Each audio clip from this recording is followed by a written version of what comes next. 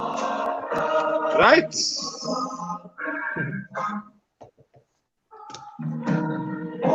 Seems like anyway, let's go. Good evening. We are live. Welcome, young people. Welcome, everyone watching. We are so blessed once again to have the opportunity to have this platform tonight again. And tonight we have with us Kolisa. Kolisa is our engineer. Kolisa is behind the scenes. Everything you see with this whole production, that is all part of what Kolisa does behind the scenes. Then we've got our special guest tonight. We've got Dr. Randal Ortel. Welcome, Dr. Randal Ortel. Good evening. Good evening, everybody. We're also blessed tonight to have the Apostle again, Apostle Jerome Muntwer, once again with us. Good evening, Apostle. Thank you.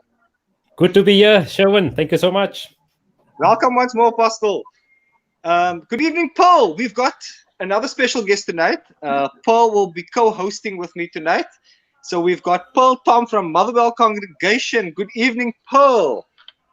Evening, guys. Thank you, Sharon. And welcome to our Ask Dr. Randal. I think we've all been waiting for this moment, and we are so blessed to be here tonight. I think without any further ado, let's get going. We'll ask the Apostle Munter to please just open with a prayer. Apostle, thank you very much. Okay, we pray together.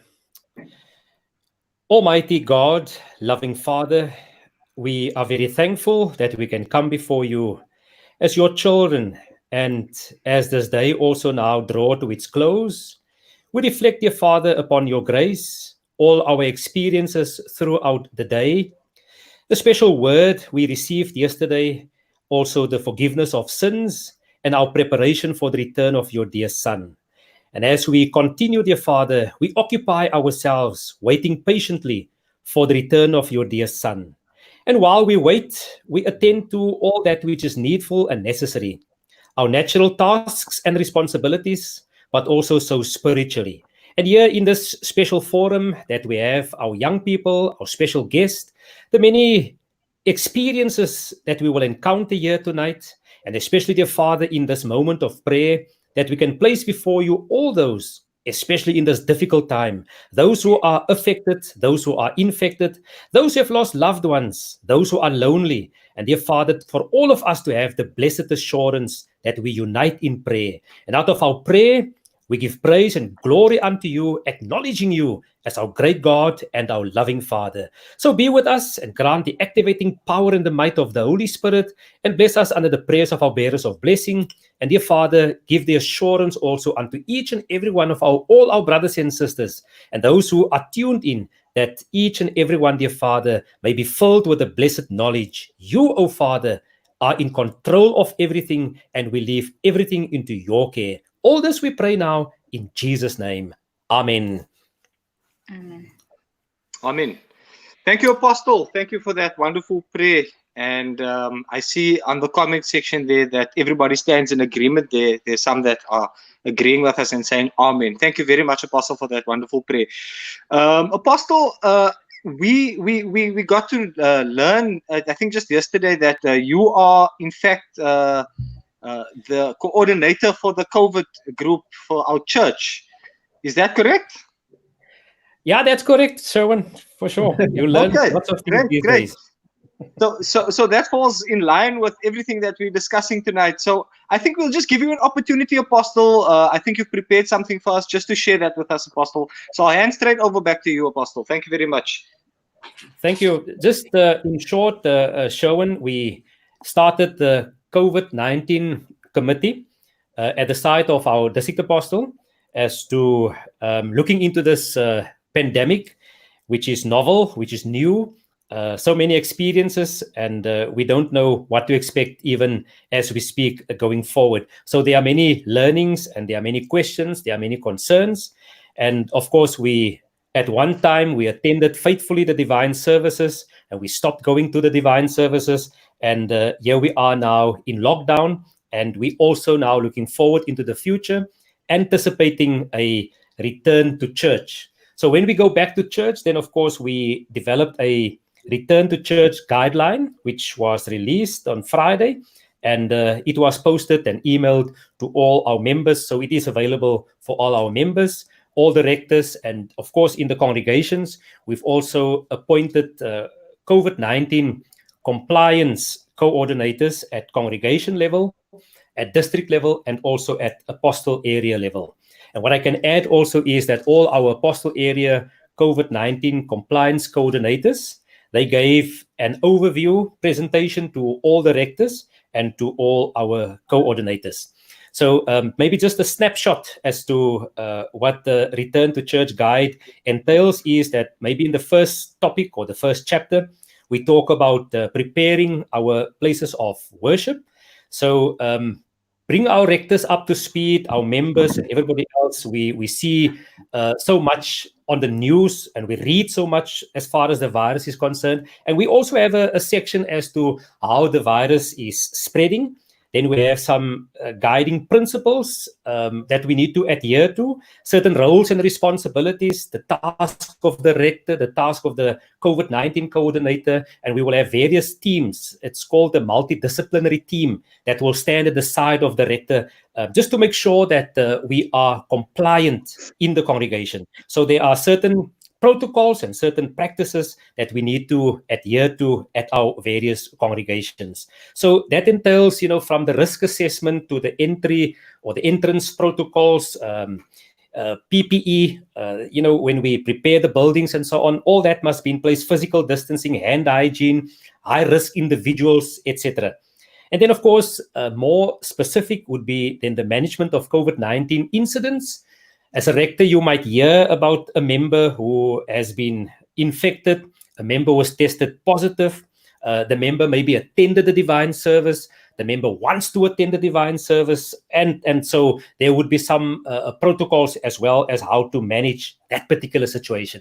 Then there's other activities like Sunday school.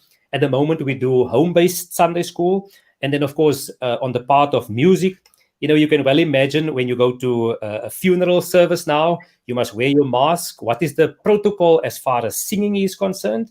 Soul care visits, and maybe some guidelines for weddings, and for the priestly ministries, especially some liturgical amendments which we have prepared in the document. So that is just a snapshot as far as the Return to Church guideline is concerned. But I think we are here tonight to welcome our guest, the doctor, and he will be more specific as far as the spread of the coronavirus is concerned, what it is, and how it impacts maybe even on our members, and the many questions that was posed to him. So, dear Dr. Randal, I wish you also all the very best. Thank you for being here with us tonight. Thank you. Thank you very much, Apostle. Thank you. Okay. Thank you so much, Apostle. Thank you for giving us those guidelines, and thank you for all the work that has been done on behalf of the church also, so that we can eventually, we continue to pray that we can return safely back to church. Thank you for all the hard work and efforts that have been going into your planning. So thank you so much, Apostle. We appreciate that. Thank you so much. Thank you. Thank you. I will go offline, and I know when I go offline, I reserve space for somebody else to come up again. Thank you. Okay. Thank you for gracing us with your presence, Apostle. Highly appreciated. Thank you. Thank you. All the best. All the best, Apostle. I just want to read some comments here. I see somebody, Denver Phyllis, is saying, please be safe and take all necessary precautions. Thank you, Denver, for that comment. I see also in our comment section we have Dr. Nadira Abader, somebody that I know very well. Good evening, Dr. Nadira Abader. Welcome also here. And I think it's Professor Geduld is also here. Deirdre Geduld. Welcome, Professor Deirdre Geduld. And it's nice to have all of you here on. Feel free to ask your questions in the comment section. Is the priest Skarnik there still? Or has he... Is he offline? Okay. Let's move over to Paul. Paul, over to you. Welcome, Dr. Randal. Hey, Sharon. Hi.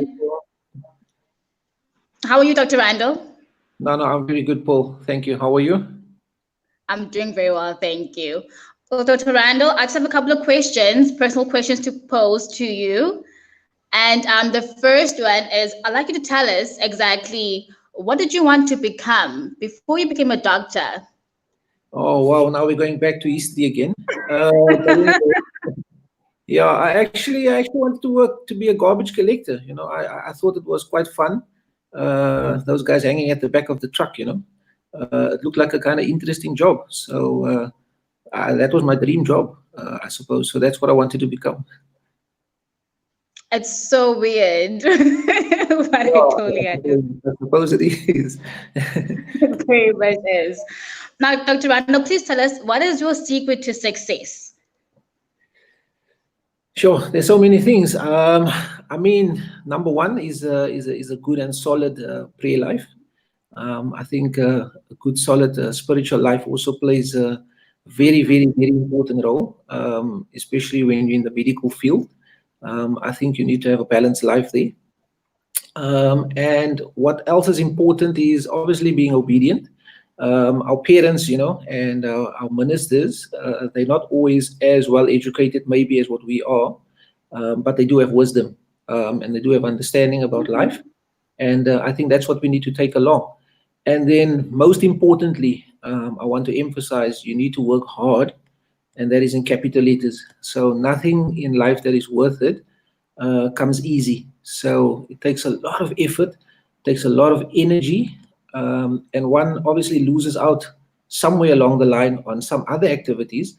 But when you have your goal in sight and you remain steadfast, then surely you will, reach your goal and reach your dreams. Yeah. I love that, Dr. Randall. I've noticed some things. You said good spiritual life, being obedient, and hard work pays off. Yeah. I definitely agree with you on that space. And just lastly, Dr. Randall, just give us advice to the young people. What advice would you give them? Would you give us, and so forth? Sure. My advice would be you need to enjoy life. Life's a great journey. So enjoy it, you know, go for your dreams, go for what you want to do. But remember, those dreams won't come easy. You know, there's going to be your hurdles along the way. You got to endure them and you got to overcome them. And life for me is more about the journey. So, you know, go for your dreams, you know. Yeah, I mean, take the job that you love. I mean, if you love your job, you never have to work again. I mean, that's sort of one of the sayings that goes around. So, yeah, make the best of life. Whatever you put your mind to, give it 150%, even 200%. And always listen to those around you, your parents and you know, those people that guide you along. And yeah, that's my advice, you know, just enjoy life, but enjoy the journey that you're on and choose wisely. Thank you so much, Dr. Randall, for those wise words. I've taken them into account. I hope our young people do the same as well. Yeah. Sharon, is Priest Brent there with us? I don't see Priest Brent yet, but I think you'll come on as time goes on. I think for now, Dr. Randall, Yes. from my side also, welcome once more. Okay, and it's so great to have you. For those that don't know, Dr. Randall's a good old friend of mine from back in the youth. Dr. Randall's also a deacon in the church, for those that don't know. Yeah. Dr. Randall, yeah, great. Nice to have you here once more. So, Dr. Randall, I know that this is quite an interesting topic. This is the times that we are living in now, the COVID-19 times. And there's so many misconceptions, so many misunderstandings, and everybody has opinions. And so we thought of inviting you in to give us a little bit of an informed opinion. So thank you for joining us. Thank you for, I know all the essential workers and frontline workers during this time, your time is very difficult to manage. So thank you for putting time aside. And I heard you say earlier on to me that you had such a busy day today. So we are really blessed to have you here with us. So thank you once more for joining us. So what we did, Dr. Randall, a few days leading up to this interview, we asked for Facebook, for our Facebook followers to actually send some of their questions into us. And we got quite a number of responses. So I'm just going to read some of those questions perhaps to you. The very first one that we received was from the priest Brent himself. He asked, is the virus airborne? I don't know if you can answer that. Is the virus airborne? Okay, so that's actually an excellent question, because at the moment the latest research that is currently looking at that if the virus is actually transmitted via air particles, so or if it's airborne. We know that the virus is transmitted via respiratory droplets, and if that falls onto a surface, and obviously you touch it with your hands, and then with your hands into your eyes, your nose and your mouth onto a mucosal lining, then you are at risk of getting the virus. So they are looking at if it is currently airborne. So the answer at the moment is not known. It is only speculated. But if one can see if somebody coughs or sneezes, there's different particle sizes that comes out. So I mean, if those people who has a chance, they can have a look at the definition of what is a droplet, what is a fume, what is a vapor, etc. Because it just depends on particle size. And it is speculated that the smaller particles might be airborne, and then somebody can inhale it. So that is speculation. So yes, it is speculated that it's airborne at this point in time, but the research is still currently underway to confirm that. Thank you, Dr. Randall. Thank you. Thank you for giving us some clarity on that. I think that's been a question that a number of people have been asking the past few weeks, and we've even seen newspaper articles where people have written about this. Okay, there's another question here from Ronwin Williams. Ronwin Williams asks if one can get reinfected, a secondary infection. Yeah, I think, okay, the answer is not yes. That was just a gesture from mine. So what we know currently is that people don't get reinfected from what we know. Okay, this virus has only been in South Africa since March.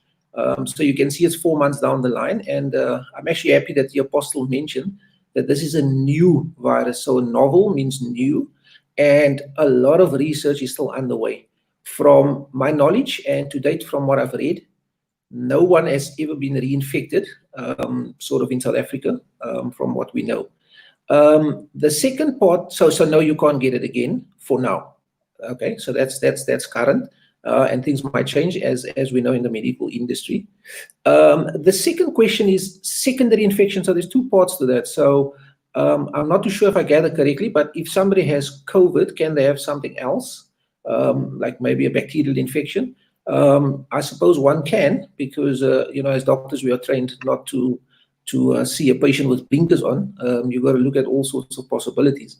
So secondary infection, I hope I understand the question correctly, that you can have another infection elsewhere, most probably like a bacterial urinary tract infection or something, while you have tested COVID positive. So yes, that's the answer. But the answer to the first question is, can one get reinfected again? So the answer for that is no at the moment, as per what we know from literature. Thank you, doctor. Thank you, doctor. Paul, is there any? Oh yes, there we see the priest is back. Welcome, priest Skonik. Welcome. Good evening. Good evening. Doctor, nice to have you on here as well. Good. I believe, priest, I believe you have something special planned there for us. So we've been waiting for you, and I will hand straight back over to you. Teslin, okay. Good evening, everybody. I want to introduce Teslin. We had some technical issues, but I want to introduce Teslin from Poison's Park congregation. Now, Teslin has had the virus, and she actually recovered as early as last week, I think. So what we're going to do, we're going to ask Teslin a few questions. Teslin, I hope you look very nice. Did you do your hair today? Okay, Teslin, let's shoot with the first question. Teslin, where did you contract the virus? Good evening to all. Where I contracted the virus, please, cannot be pinpointed at this very moment. Okay, right. Because I think that's also obviously a fair question. Moving from work, transport, being in a mall, being at home, obviously one cannot exactly trace where this is. Is that correct? Yes. Okay, good. So my next question to you is, okay, now you went for a test, you are positive. What goes through your mind? Well, what I could think of was, will I overcome this? Will I survive it? Will I see tomorrow? Will I live normally again? Will I feel COVID-19 free again? I cried and I cried and I did not know what to do but to go to the Lord in prayer. I was questioning the Lord, I was questioning myself, I was questioning the situation I was in. But all I could do was stay faithful. And I told myself that I will push harder, I will pass this trial, and this trial will pass. Okay, brilliant. Okay, so I think when what you're actually saying is you've got it now, and it's a mind game. It's a lot of things go through your mind, and I think this is where the anxiety and all these other things come through. But my next question to you then is, how did you get through this thing? How did you get through it? The only way I could get through the process of recovering was to continue drinking meds, of course, and to stay faithful, to push harder, and to not give up, to tell myself that this is just a flu. I try to tell myself every day, this is just a flu and you will get through it. Okay, brilliant. My next question to you is advice to young people. My Your advice to young people. Yes, my advice to young people is to please, please, please stay home. Don't socialize, do sanitize, wear your mask at all times when in public, and also wash your hands for at least 6 times a day. And when you do contract the virus, please do not panic, but to go to the Lord in prayer. Stay faithful because He will grant you a second chance, just like He have granted me a second chance. And also to those who haven't contracted the virus, continue to stay home, stay safe, and to stop the spreading of the virus.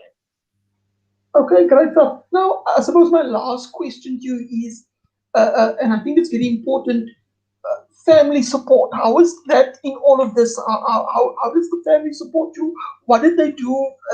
That's quite interesting. I actually had a nice conversation with your mother earlier this morning behind your back, if you don't mind. And you know, the things that she told me, but in your own words, how was the family support? My family supported me 100%. When I self-distanced myself in the house, I was between four walls for 14 days, crying and feeling more and more emotionally drained. But I had a mother who was so strong and courageous, who have come in and take care of me. And ever since I've been tested positive, my family and I have had video calling prayers every second night, where a scripture reading took place, a prayer, and also a hymn that was sung. Oh, that's fantastic. So you had WhatsApp calls and I think up to 8 people. Is that right? And so Yes, the family yes, eight supported you. people. Brilliant. Yes, I don't know if, yeah, you were saying? yes, I said my family did support me. Brilliant, brilliant. Doctor, you can we quickly have the doctor back on here? Because I think, doctor, you missed out on her yesterday. And I think you asked a very good question yesterday. I don't know if you want to underline one or two things there quickly. Yeah, Teslin, eh? Teslin. Well, Yes, welcome, yes, welcome to our session, and it's great to see you. You look great, and it's great that you've recovered, eh? yes. Um, I actually wrote down a few questions while you were chatting. I hope I can, because so, Teslin, I hope you don't mind me asking on live on air. But what is your age? I'm 19 years old. Oh, okay, okay. So maybe I just wanted to allude to that, and maybe for our followers. So it's not very common, or well, I mean, we get 19-year-olds that test positive. Well, pretty much anybody at any age can test positive, but we know that our elderly folk, they are the ones that are at higher risk of succumbing to this thing, which in simple words means of dying. So the younger one is sort of the better your chance of recovery. So yeah, Teslin, sorry. I thought that was just something important, maybe just to tell our viewers and our young people. So I'm not saying go out and get it, because you might not be lucky. But what we know is that the younger you are, the better your chance of recovery. So I Yes, think that was just yes. one question that I wanted to come out to. Then the second question was, were you at home or were you at a facility when you after you No, tested? I isolated at home. Okay, so you're isolated at home. So yeah, Taslim, I'm so happy you used the correct sort of terminology in terms of isolation. So maybe for our viewers, there is a difference between quarantine and isolation. So isolation is when you've sort of tested positive for the virus already. So we've got a confirmed diagnosis that you're COVID positive, and when we then move you to be by yourself, that is what we call isolation. Quarantine is something different where you don't have a confirmed swab, but you might have been in contact with somebody or high risk contact, etc. And like as a preventative measure, we sort of isolate or move you somewhere. You see, I also want to use the wrong word, and that is what we call quarantine. So I thought also part of the session is also just to share some information from what I know, and then maybe just to enlighten our thoughts a little bit more. So the difference is quarantine. You haven't been tested yet. So we don't know if you're COVID positive or negative, but you might have been in contact with somebody and you might have symptoms, and then we ask you to be by yourself. So that is quarantining. And then isolation means when we know that you are COVID positive, you had a test, and then we then place you by yourself, which is isolation.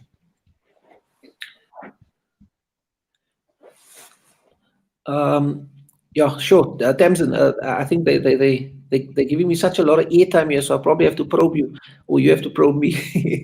I see the priest is back there. But I think another important thing for our young people is, as Taslim has alluded there, she actually doesn't know where she contracted it. Is that true, Taslim? Yes, that's true.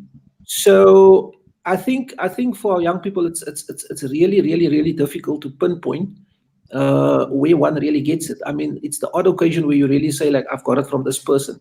So for instance, myself being in hospital, I mean, I'm exposed to COVID positive patients, and there's certain protocols, like I need to wear specific uniform when I go in there, or the fancy word that everybody throws around is PPE, personal protective equipment. So, and I mean, my consult is limited to 15 minutes, and even shorter. And I need to make sure that I keep a safe distance from the patient. So, I mean, if I should be positive, I probably got it at work. But the message that I want to put out is this thing is so integrated. I mean, you can get it from anywhere. So please just heed to the call of wearing your mask. There are specific specifications for a mask. You can check it out on Google, cloth mask, etc. Maintain your physical distancing from one another, and sanitize your hands as often as possible. Now, people tell me they don't always have sanitizer, or people dilute sanitizers now and it becomes weaker. But your good old-fashioned soap is just as good. And you need to wash your hands for at least 20 seconds. So when you lather your hands, I mean, you don't need to have the tap running, but I mean, you need to make sure that you lather your hands for at least 20 seconds, because that kills the virus off on your hands. So our good old-fashioned soap, anything that makes soap, can also work. So I think I just wanted to bring that point across the priest. Okay, brilliant. Thank you very much. And I think what's also very important, I think what stands out in this whole thing, Taslim, if I can just summarize, obviously you don't know where you contracted it. It can be anywhere, any place. I think that was a mind thing as well. That's where this anxiety comes from. And I think that the two big things is your prayer life, where you just touch base with your creator, and obviously also the family support is critical. And I just want to say to our young people out there, guys, we've got a beautiful support structure also in our ministers. So you can always just pick up the phone and ask your minister to pray for you. Be it your deacon, your priest, or whoever it is. Please feel free to make contact with your leaders and ask them to pray where possible. But otherwise, Taslim, I say thank you very much. You are a brave girl to come on here and share your story with us. And when I read Taslim's story, I was really moved. So Taslim, once again, from us, we say thank you very much. You've been brave, and also please hi to your family and thank you for their support. Okay, thank you. Shaun, to you. Thank you, priest. Thank you, priest. Thank you so much, Taslim. Thank you for sharing that that powerful story with us, the message of hope. And thank you for being brave enough to come on here and share that with us. We really do appreciate it. And that's from one of our young people there in Boyson Park congregation. Thank you so much, Taslim. I just want to go back to some of the comments here. I see Gerald Peterson says, I had a sister who tested positive, and a priest, I pledged to send her a message, or as a priest, I pledged to send her a message, or call her every day while in isolation. Well done, Gerald, for that. Tanya May Yon says, Amen and Amen. God's favor is upon your life, Taz. With prayer, all things are possible. Very, very powerful message. Are there any more comments there, Paul, that you can see? Well, I'm seeing one from Charlotte Grimsell. She said, I tested positive, but God is bigger than this virus. Oh my. So I hope, Charlotte, you're doing very well. You're keeping safe and healthy. There is one as well from DR. I'm not sure if I'm pronouncing this properly, but his surname is Hadold. He said, it is so wonderful to have such an amazing and gentle soul like yourself, Taslim, as a role model to our youth. May God continue to bless you as a warrior and a fighter. Thank you, definitely. Awesome, Thank you. awesome. Okay, so thank you, Paul. Thank you for all those that are commenting. Feel free, like I said, to comment. I just wanted to take a quick break. Kolisa, can we just go to one of those TikTok videos? And then I just wanted to read you guys a short, just a short introduction once more to our Dr. Randal Ortel. For those that don't know him, just wanted to read you a short introduction that we put together. But in the meantime, Kolisa, you can play one of those TikTok videos for us. Okay, while Kolisa's perhaps doing that, I'll read again another comment here. Let's see. Oh yeah, a lot of people just saying awesome story, powerful story, wonderful Taslim. And yeah, so we're really privileged to have Taslim also come on here with us. Yeah, okay, over to you, Kolisa. You can play that TikTok video for us.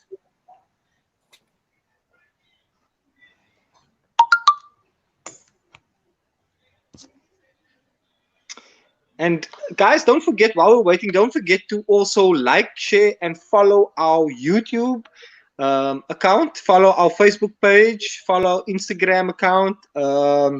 Yeah, we're gonna be doing a lot more exciting things as we progress into the future. Just as exciting as tonight's Ask Dr. Randal. So over to you, Kolisa. Let's play that TikTok videos.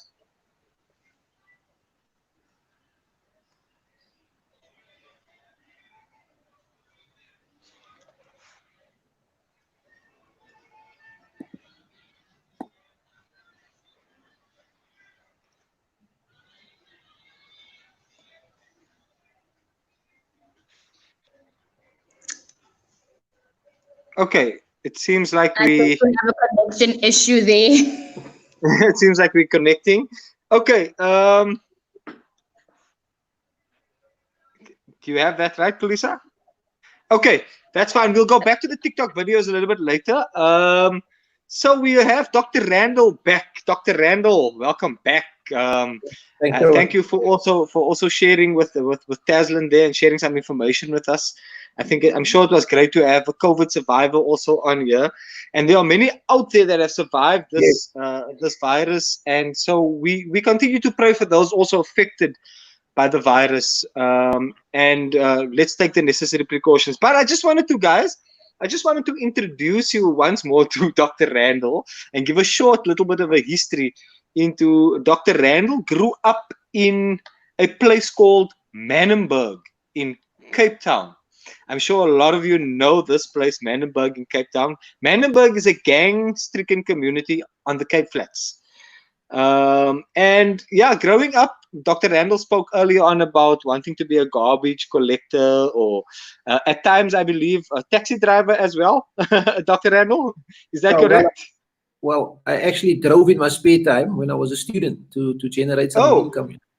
Wow. So, however, thanks to a change in the education system and so forth, the Dr. Randal coupled with a bursary as well, I believe, and a healthy dose of hard work, like Dr. Randal said to us earlier on. Dr. Randal managed to graduate as a doctor, as a medical doctor. So tell us a little bit about that, growing up in Menenberg, Dr. Randal. Tell us a little bit about growing up in Menenberg and those challenges and those kind of things that you were facing growing up. Yeah. No, thanks for that, Shawan. I think just before I continue, I just want to acknowledge quickly, my professor has also just sent me a WhatsApp note to say that he's watching us live on YouTube. So I just want to welcome Professor Klaus van Presenten, because I'm currently doing my master's in family medicine at UCT, that University of Cape Town. So I've actually sent a link to him as well as our program convener. But Prof sent me a message to say that he's watching, so I got to watch what I say. Okay, but welcome, Prof. Thanks for joining us. Yeah, Shawan, growing up in Menenberg, I mean, for me, Menenberg is a very, very, very deserving community. From the outside, from outside of view, the area gets frowned upon for its gang violence, its drugs, and all those sort of disparities that's happening there. But for me, it's a very deserving community. It's actually an excellent springboard, because I mean, you can't stoop any lower. I mean, from the outsider perspective, I mean that's probably the lowest that you can get in society. I would suppose how people see it from the outside. So any success that you achieve is actually applauded by the community. And to be honest, I mean, gang violence, it terrorizes the whole community. But it's a small minority, and unfortunately the media gives it so much attention that it seems as if it's dominating the whole community. I mean, at the moment, I mean, there are food feeding schemes and all those things happening. It's not highlighted as much as, I mean, somebody discharging a firearm illegally in the road. So again, that's I mean, you can take it or you can see it whichever way you want to. I know a few of these guys that belong or that are affiliated to the gangs. I mean, some of them were on school with me, and at the end of the day, they're still human beings. They're trying to get out. They're telling me, Doc, it's tough. I mean, we've chose this path. Once you're in, you're in. So a little bit difficult, but yeah, Menenberg, for me, I'm very positive. I mean, I'm a people's person. I know most people know me, or most people know of me. And I just try and do good, put out good vibes in Menenberg. And I mean, even with the youth, I mean, we've got a few congregations in Menenberg. So our youth is in all sorts of hotspot areas as well. Unfortunately, some of our youth has also joined some of these gangs, and I mean, we know them, who they are, etc. But at the end of the day, what can one do? I mean, we can't judge anybody. But Menenberg, great place, great springboard. Teaches you a lot of streetwise skills, which I can use as a doctor, because sometimes, I don't want to say patients lie, but they try their luck, So luckily Menenberg's taught me a few streetwise skills there, So I mean, I can't be taken for a ride quite easily. Yeah, so that's my view of Menenberg, Thank you, Dr. Randal. And I also believe that you're the first doctor to graduate in Menenberg. Yeah, so I've been told, and I also went back into a little bit of the history. I haven't seen anybody else. There are, however, a few other doctors that have qualified after me. I've tried to make contact with them. I know who they are. So hopefully we can create a network. And for me, it's also important, for the young people, take pride in your community, because I mean, something has to start somewhere. So I mean, if I can hook up with the other 3-4 doctors that I know that qualified from Menenberg, I mean, who knows? I mean, we can start, we can do talks at schools, etc., and get some more guys coming through, and we can hopefully serve our own community. Eventually when we do get a hospital. I also wanted to mention Menenberg doesn't have a hospital at the moment. It's only got a clinic, so people have to travel outside of the community to access healthcare. And obviously, for me, from an insider perspective, that's not good. So apparently, I believe government is working on building us a hospital in Menenberg, and let's see what comes out. So yeah, to answer your question, Awesome. so yes, I I am the first doctor, as what history proves. Yeah. Okay, awesome, awesome, awesome. That's such an encouragement and such an inspiration to all our the young people out there. Reach for your dreams, and despite your challenges, there's a lot of opportunities out there that exist. And just like Dr. Randall, it comes with its fair share of challenges, but putting in the hard work is one of the things that we use. And thank you for being an example to all the young people out there. So let's get back straight into the questions, Dr. Randall. There's another question coming through here from D. Abdul. He says, so why is the information changing currently as fast as it is? So the basic symptoms of the virus has changed so many times since the first case, or let's say since the first one was discovered. He furthermore says, can we well and truly say that the virus is evolving? Yeah, so that's also another excellent question. I mean, are you sure these guys are not doctors, eh? It sounds like I'm in the exam room here. But anyway, it's quite interesting. Yeah. So, I mean, with anything in the medical science, things keep on evolving, and like I said, the first case was detected in South Africa on the 5th of March. Where a gentleman and his wife, along with 10 people, came basically from Italy, and that's where the whole thing started. So, I mean, for those who's au fait with research, I mean, we sort of watch the trends. So currently I'm working in hospital as well, and I'm seeing COVID patients. And one of my questions that I asked them is, what symptoms did you have? What developed first? And it's quite interesting to see. And what we do is obviously we cluster the main symptoms together, and we see who has more of those symptoms, etc. And that's sort of how medical science put things together. So majority of our patients, have a cough and a fever, and that's probably the two most important symptoms for now. And then the one symptom that we definitely look at is the shortness of breath, because I mean that would determine whether we admit the patient to hospital under our care in the hospital, or whether they can then isolate. So remember what I said, if they have tested positive, and then we can isolate them. However, there's a term that gets thrown around now quite often is what we call a PUI. So it's a person under investigation.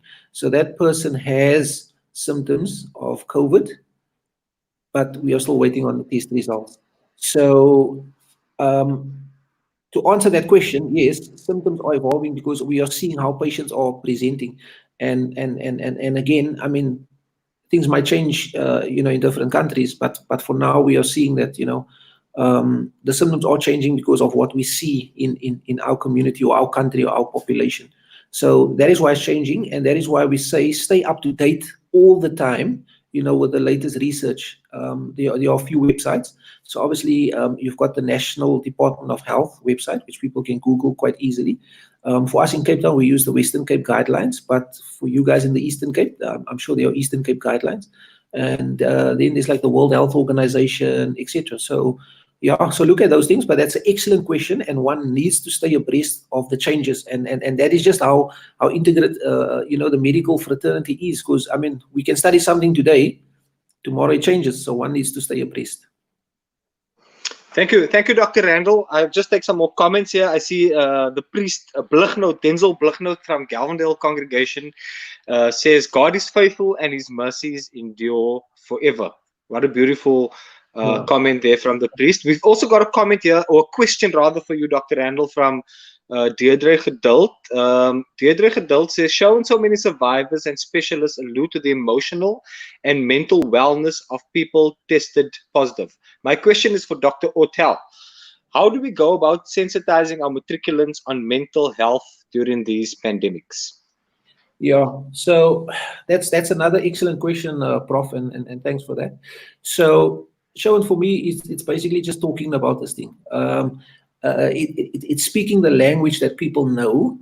So yes, all the information is out there. So if we need to speak, Plat Afrikaans or Xhosa or something, but we got to speak in a language that people on grassroots level understand, and that's why we need community champions and people that understand, what's happening, and so that we can give, the proper advice and message to go across. I can only speak from what I do with my patients and in my community, is that, I have these question and answer sessions. instead of giving a lecture, rather have answers or questions, and because that will tell you how people understand with what's happening. And if you do find that there's a gap, you can then give them some pointers. But my advice would be on the anxiety part is just to speak about it more. And the more people start to speak about it, the more they become sensitized, and the more the fear will hopefully dissipate. Yeah, I'm not sure if Prof is alluding to a specific circumstance, maybe where somebody has lost a loved one. I mean, that is obviously sad. And it brings me to the idea or the thought that, the abbreviation we actually use for COVID is actually SARS-CoV-2 virus. So it's SARS. And those first 4 letters actually stands for severe acute respiratory syndrome. So I think what causes a lot of fear, and I think I've heard what Taslim has said as well, is that the symptoms are so severe and they are so acute, which means it comes on very quickly. And I mean, people actually lose their lives within 14 days. I mean, if not less. And that is actually the big fuss about this whole SARS-CoV-2 or the COVID virus. So to answer the question, Shawan, I know I'm circumventing the point, but my advice would be, just to speak about it more, and people like Taslim to come out and and actually tell a story. Thank you, Doc. Thank you, Doc. Thank you for that. There's another question that we got yesterday, I think. This one is from Xanthia Adams, if I'm pronouncing the name right. She wants to know if diarrhea is a symptom, and can the virus get into the stomach and infect your system? Oh yeah, so that's also another.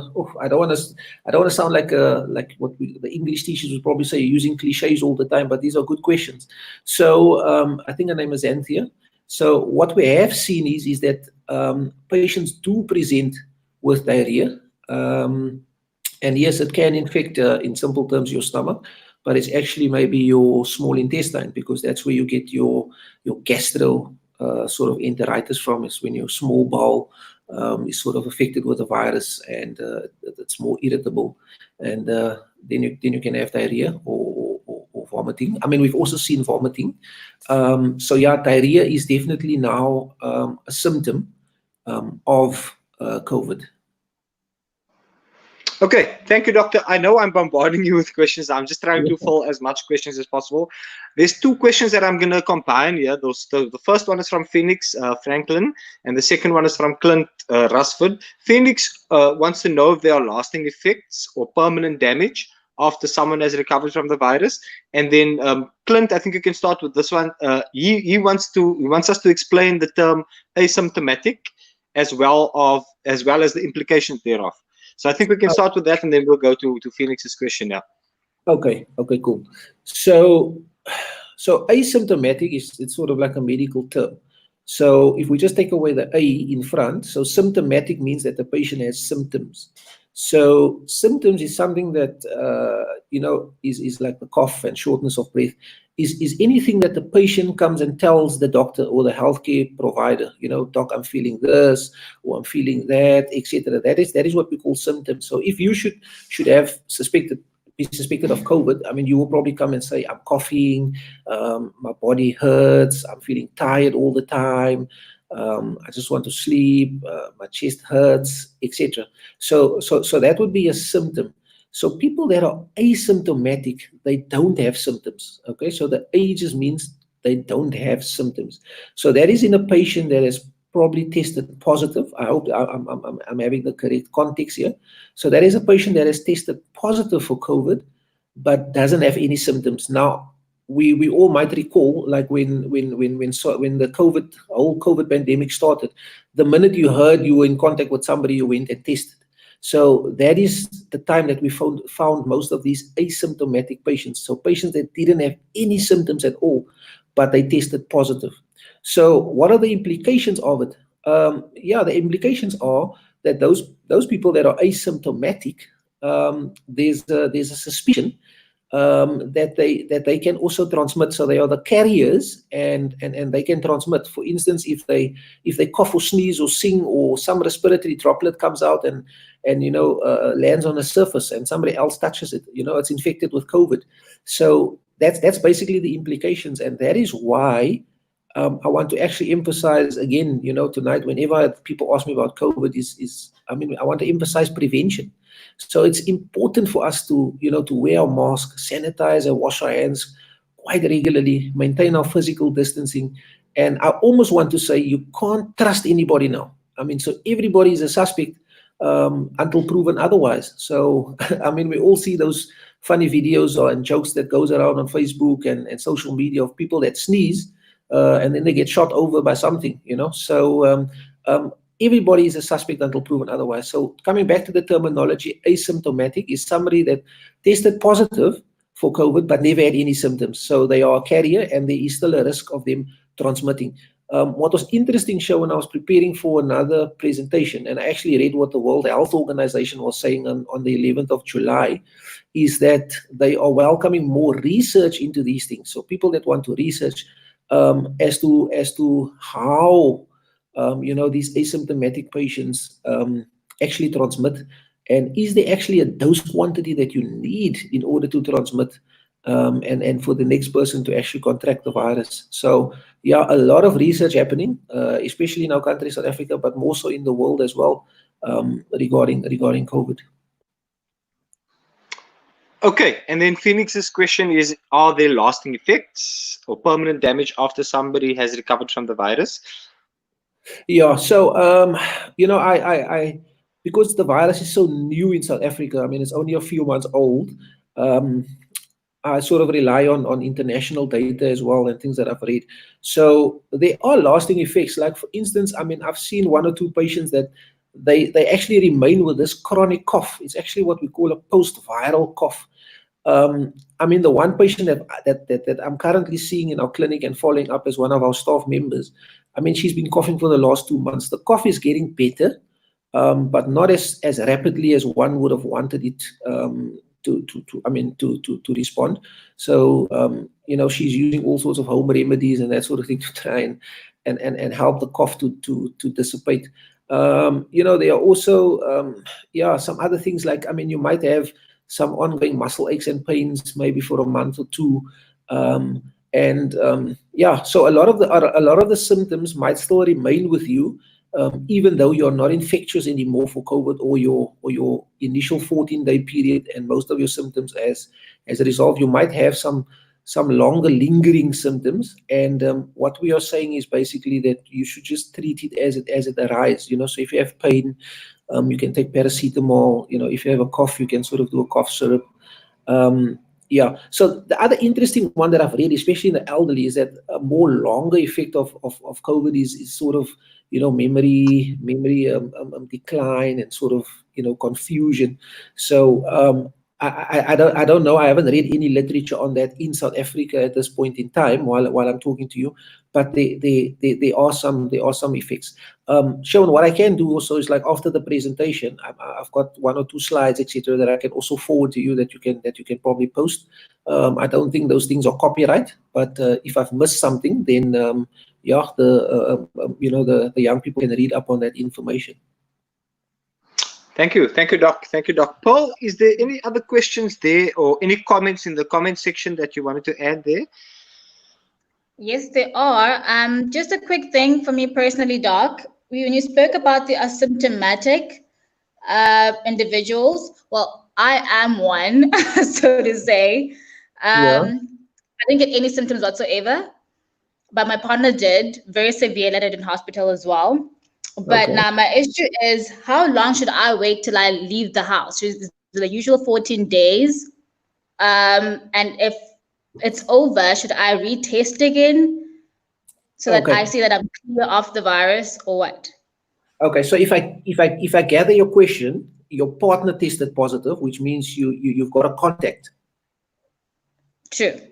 Okay. And I was taking care of him throughout the entire time. So I did catch the coughs. I caught the whole, yeah. So, sorry, I just didn't hear you now. Did you get the symptoms? I got 0 symptoms, none whatsoever. Oh, you had 0 symptoms. Okay. But have you tested? No, I haven't tested. Okay. So technically we can't say that you're asymptomatic because, you haven't tested. It's just we'll probably say that you haven't contracted the virus because you haven't shown any symptoms. I hope that gives a little bit of more clarity. Because if somebody is positive or asymptomatic, it means that they've tested, but they're not showing any symptoms. Okay.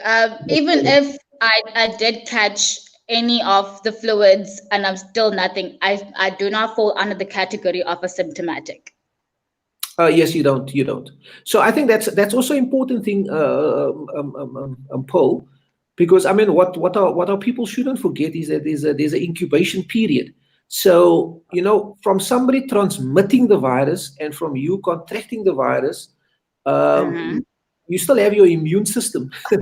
So it doesn't mean if somebody's coughing at you, you're going to get COVID. So I mean, that is where this whole thing of looking after yourself, staying healthy, sleeping well, taking adequate amount of fluids, making people are taking immune boosters and vitamin C's and all that sort of things, and that is to boost your immune system. So I mean, the better and the stronger your immune system is, probably the less likely of contracting the virus. So yeah, we just have some lucky people, and some people's immune systems are just as strong as it can be. I think I'm one of those lucky ones. Thank you, Doc, for that. Also, Doc, I just wanted to ask you a question. When it comes to children, is there any immunization vaccine that should be taking at the moment? Or should we just leave kids alone or children as they are? Or should we just send them to a doctor and get them immunization vaccine and so forth? Yeah. So that's another excellent question, Paul. So when it comes to kids, there's obviously a whole lot of anxiety from the parents and the family and all that sort of things. So kids can get COVID, okay? Kids can get COVID, but they don't get it as severe as our adults or our elderly folk. So remember what I said when we spoke to Teslin earlier on, that I mean she was 19 and that's probably why she had a better chance at the recovery, because she was so young and she's probably got enough strength in the body to recover. So children can get COVID, but they don't get it as severe. I think that's my main point I want to take across. So my personal viewpoint as well, and I think the viewpoint from a lot of other people, is that one shouldn't actually test kids for COVID. I mean, for those who had the test, you know what it's like. It's not a very pleasant experience.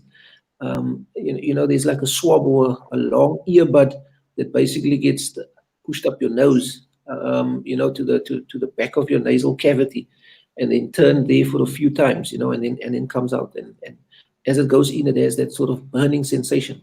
So I can speak because obviously I tested, and I made sure that I'm safe. So I'm just reminded of the Child Care Act as well in South Africa, that governs laws for kids under 18. It says that one shouldn't actually, do tests and examinations and things on kids if it's not going to help with their management. So if I just derail a little bit, I mean, one would do HIV tests on kids because there's treatment available. So if they test positive, then one can treat them and obviously prevent the sequelae of ignoring, the virus. Now with COVID, I mean, if you have two children, one tested positive for COVID that's got a fever, and the other one that hasn't tested for COVID but has a fever, I think we'll probably give them the same medication. I mean, there's not COVID positive medication and COVID negative medication. So, just to take away people's anxiety, I mean, I don't advocate testing kids. If they have flu-like symptoms, then treat them as one would normally treat them, because I mean, kids would respond very, very, very, very well, unless your doctor advises, or you ask your doctor for an opinion, and the child has any other underlying medical problems. I mean, we do get children that are ill as well. I mean, you get children that have diabetes, you get children that have immune, disorders and things like that. And I mean, we get kids with disability, our wheelchair-bound kids, etc. So, I mean, if there is a high suspicion to test them, and it will make a difference in managing those patients, then yes, I would advocate to test, but I wouldn't generally and routinely test, go and test the kids. It's not a nice experience for them, and that's my personal opinion.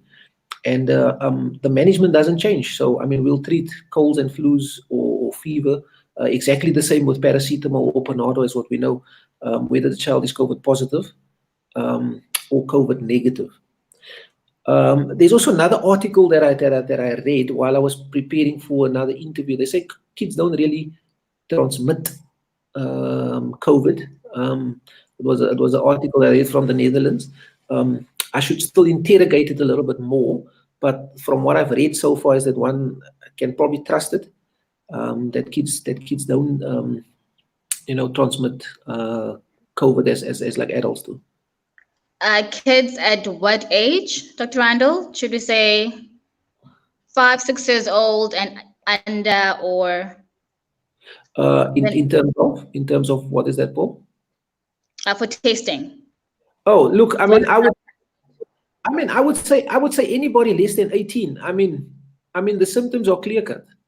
I mean, it's not a nice experience. I mean, even if you take a 14-year-old to put a swab down the nose, I mean, if it's positive and you're still going to give paracetamol. So if we speak about the Child Care Act in South Africa, government governs children, 18 and under.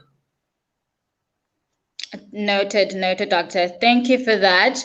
I'm just going to go to a question that I saw from Heather. Heather, I'm not sure how to pronounce her surname, Heather. She says, Wait. good evening, everyone. It's Bates. Okay. Wait. Heather, wait. What? Wait. Wait. Yeah. Am I saying that proper? Okay. She says, good evening, everyone. Doctor, could you please clarify how long does one remain infectious after completing your 10-day isolation period? And why has the 14 days become 10 days now? Okay. Doctor, can you give us clarity on that? Yeah.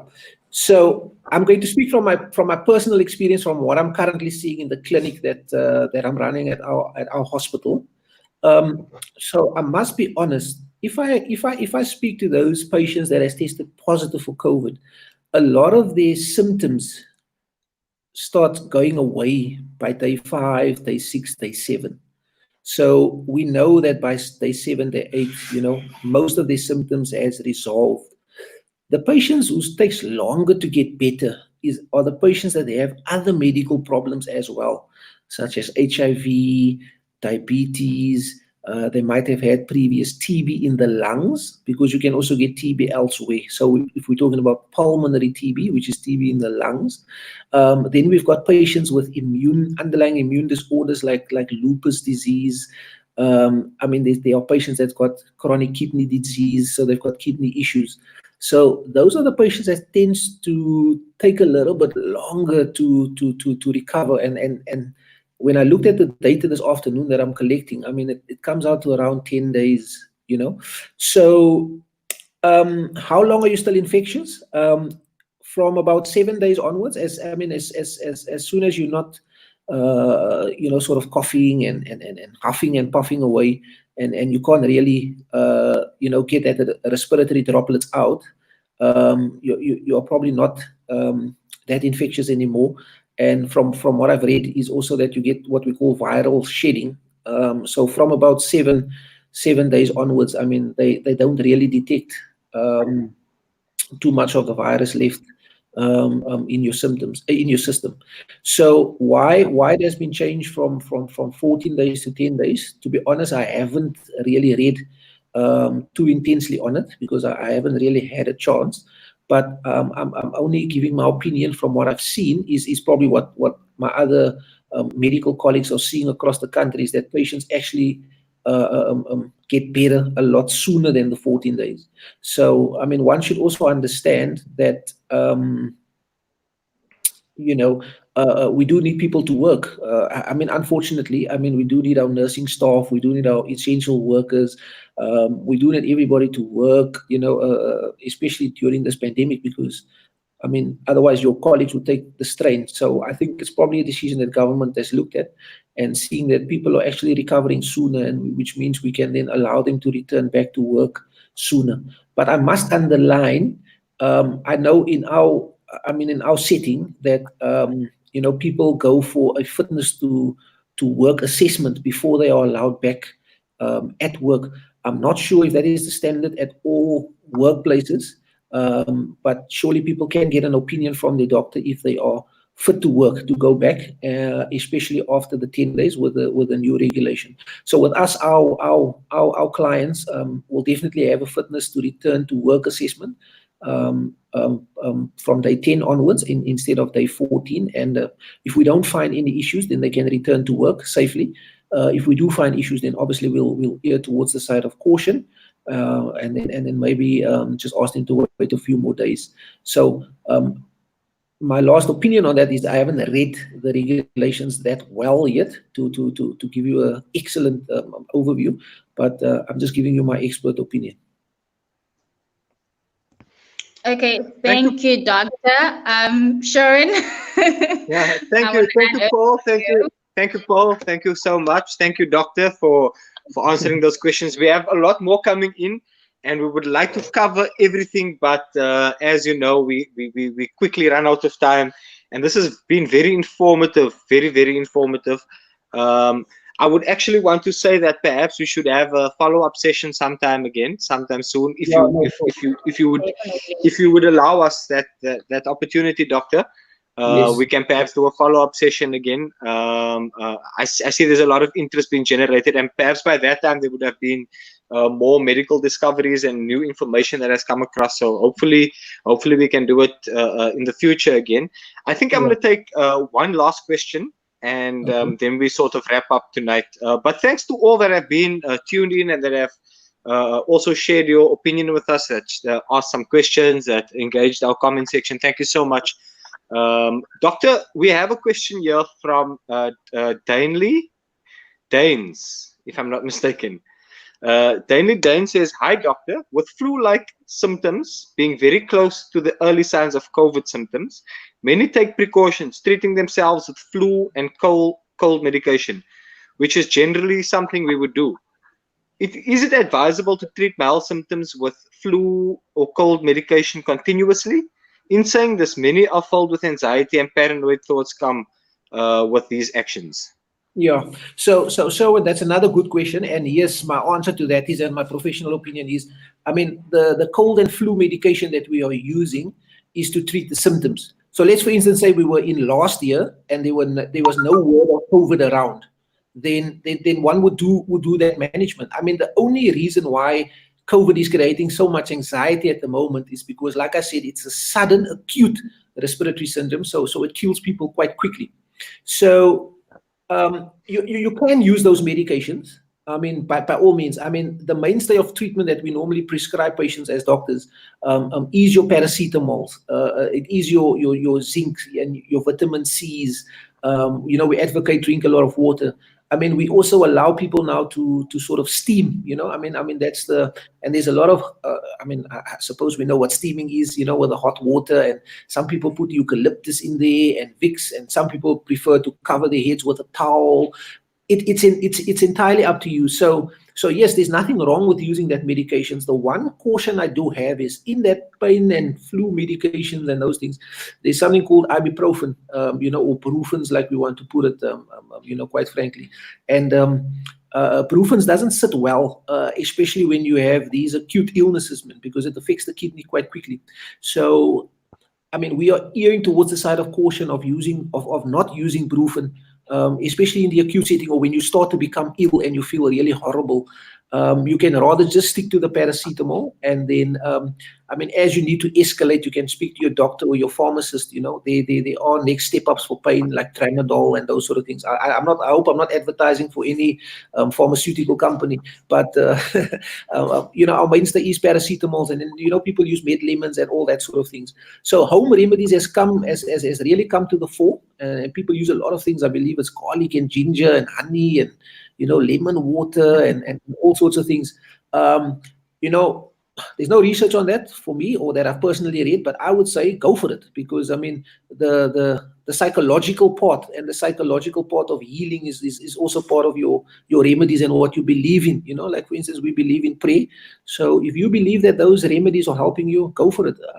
There's no research for it and there's no research against it. So if it makes you feel better, thumbs up to you. But that's a good question. So people can manage their symptoms in the meantime. If they are ever shown become short of breath, that is a crucial symptom. Then they need to get to hospital, okay? And then they will definitely get a COVID test, because I mean it will help us to know if somebody is COVID positive or COVID negative. And then looking at their age and what risk factors they have, we can then sort of work out a management plan. Now, I'm happy to say I know we've gone over 5,000 deaths in South Africa, but that's a minority of the population, and medical science has really improved in South Africa, and we know what to do with the patients now. So I know Cape Town was the epicenter not too long ago. The nickname was Wuhan for Cape Town, but I believe the epicenter has moved somewhere else. I don't want to mention the name, but anyway, no long in Cape Town. But we were grateful it was here. We took the experience. And hopefully now we can share our experience to the rest of the country. Thank you so much, Doctor. Thank you. We have officially run out of time. But we just wanted to share. Sorry, Doctor? Yeah. Sorry to disturb you. You can go for it. No. We just wanted you to share your final thoughts with us. I know there's a lot of people out there that are listening, and I'm sure. Just like me and Paul and everybody else, we've learned a lot tonight, and we will start implementing all of these things and taking your advice really seriously. But is there any closing thoughts? Yeah, look, I don't know how long I have for closing thoughts. I mean, you have to limit me, otherwise I'll speak for an hour. No, I'm joking. So look, Sherwin, and to the rest of our young people, the point I'm going to drive home again is prevention. We don't want you to get COVID. Okay, we don't want you to get burnt. So I'm going to say again, we want you to prevent. So wear your mask, wash and sanitize your hands quite often, maintain your physical distancing, watch where you go, watch where you touch, etc., and try and avoid gatherings and all that sort of things. People, this thing is real. I see people losing their lives. I see people turning around sort of at death's door. And so that thing, I know we need another follow-up for this probably, but I mean, I haven't even touched on people with asthma and sort of allergic type symptoms. If your asthma and your allergic type symptoms are well controlled, it doesn't increase your risk of developing COVID. The other thing is, I mean, we know that for those people who are diabetic, so you might have a mom or dad or grandparents, etc., that has diabetes and that has developed COVID, and the sugars are all over the show. So now we know that COVID does really affect your glucose control. So that is something else. And then we know that COVID does not affect pregnant women. Okay. Sorry. Let me just rephrase it. COVID can affect the mother in terms of her lungs, etc. But there's no evidence that the virus gets transmitted to the baby, and there's no evidence that the virus, plays a role in terms of early pregnancy loss, like miscarriages and those sort of things. So for our young people that are married, etc., and that are planning to have kids and conceive, you can go for it if it's all in your plans. There's no risk to the baby as we speak at the moment, and the mom can breastfeed. So the pregnant mom has the same risk as everybody else to contract it. So again, I would say to the mom, prevention is better than cure. So unfortunately, you have to wear your mask and wash your hands and sanitize and so on, but there's no risk to the pregnancy. So I think those are just some of the interesting things that I thought I'll just share while we're at it. But in closing, it's been fantastic. I see we've been on air for about an hour and 15 minutes already, and time has just gone by. So thank you for this exam. I think this is a good preparation for my exams, and I'm sure that my professor that's watching has made some notes, and he'll probably tell me what other gestures to use, that will sort of help me in exams going forward. But yeah, it's been absolutely fantastic. So to the young people, listen, enjoy life. Go for your dreams. Whatever you decide, give it 150%. Don't forget that life is a balance. So you got to have your prayer life. You got to work hard, and you got to play hard or party hard. but obviously within the limits and in the confines of the law. And I mean, I want to emphasize that because sometimes we so easily break the law, in terms of our partying and playing and all that sort of things. But yeah, it's been absolutely great. Showing my details are around. I suppose people can probably inbox me, etc., or go via you. So you've been my new PA now, and Pearl has just been appointed my PA. So everybody can direct their questions that way. But yeah, thanks. It was a great evening. Thank you so much for the invite. Thank you, Dr. Randall. I just wanted to end with a few more comments here. Dr. Nadira Abader also says, well done to the team, a great discussion. Thank you, Dr. Nadira Abader. She also says, my prayer is that you stay safe and healthy and serve your people. May God bless you in all that you do. That's from Dr. Nadira Abader. That's to you, Dr. Randall Otel. And then she's also just thanking the rest of the team. Thank you so much, Dr. Nadira Abader. And everybody else is just saying thank you and appreciating the informative session. So thank you to our viewers. Thank you, Dr. Randall. Thank you so much. We do not have the words to express our gratitude. Like I said earlier on, we do understand that in these times, and you being an essential frontline worker, sacrificing your time was absolutely a blessing to all of us, and we all benefited from this, I'm sure, judging from the comments. So thank you very much for coming on, and we will definitely take you up on that offer of a follow-up session. We will liaise with you, Dr. Randall, and we'll let all of you guys know when we will have Dr. Randall back up. Shanine Baikis also says, thank you, Dr. Randall. And Shanine is also a healthcare worker there in Port Elizabeth. And we continue to pray for all our healthcare workers, all our essential workers, all our frontline workers. And we send a message of encouragement to all of you that we pray for you, we continue to remember you, and we are deeply, deeply, deeply filled with thankfulness for all that you do. Thank you very much. Pearl, is there any closing thoughts from your side? No, just thank you, Doctor. Thank you, Sharon, and thank you for having me on. It's truly great. I've learned a lot through this entire session. So thank you. Thank you for having me. Okay, that's it from our side, guys. We look now forward to our weekend of the 7th to the 9th of August. There's a few challenges out there. It's a virtual youth weekend. Our district apostle has already addressed us and made us aware of this weekend. So we look forward to the 7th to the 9th of August. And then we also look forward to celebrating Women's Month. The 7th to the 9th of August, that weekend will go under the hashtag Dare to Care, as well as Stop Gender-Based Violence. I think as a closing message, we also want to send a strong message out there to stop gender-based violence. On that note, it is good night from myself, Paul, and Dr. Randall. Good night. Thank you. Good night, everyone. Thank you.